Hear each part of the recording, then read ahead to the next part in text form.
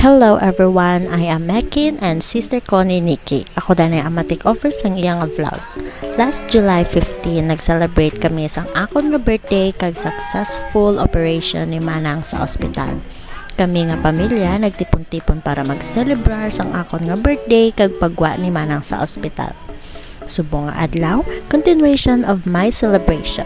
Nakakita kami sang bag-o nga ramen na restaurant nga gin-vlog ni Miss Maui Fit sa SM Bacolod.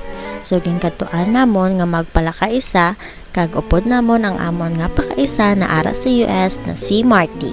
So, let's go guys! Pag-abot namon, nagpark lang kami sa may tubang chicken inasal sa SM North Block. Naglakat lang kami kamay pasulod sa entrance. Pagsulod mo sa entrance, ang restaurant is located after sa may J-Co.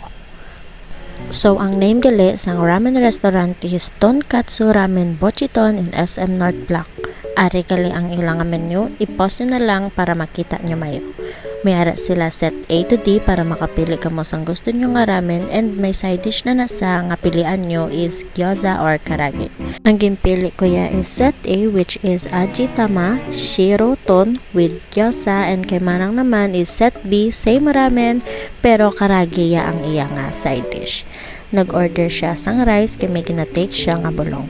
Si Nanay and Ate Giselle nag-mild kay strong sila ya, bet nila ang medyo kahang na food. Samtang gahulat kami sang amon nga order, si brother gaupod man sa amon para makita ang amon reaction or review about the food. So, tada! And wala lang dugay, nag-abot na ang amon fruit. This is karage and this is gyoza. 5 pieces na gyoza and 4 pieces na karage sa side dish. Amo ni ang ramen ni Ate Giselle and Nanay kay gusto nila yung mild kag kahang. Amo naman niya tsura sang amo ni ba ni Manang kag ni Ken kay cute kabiya. Syempre hindi madola ang rice karage ni Manang. Importante gidya ang rice kay ga-recover pa sa, pero carry lang. So ari gali ang amon tanan na pagkaon na anom. Ang amon nga drinks is iced tea.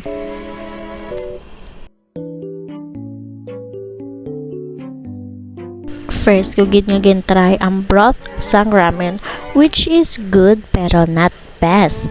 Good like 7 out of 10. Creamy siya pero hindi ko siya medyo bet.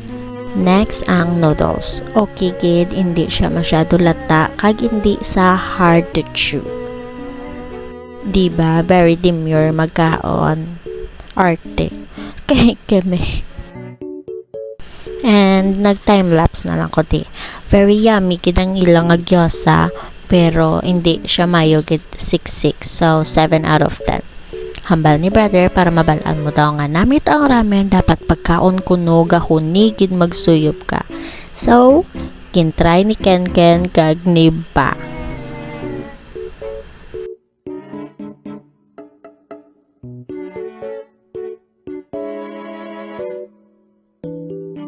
Successful man kay Ken gahon ni siya, and si Ba naman ang nagtry.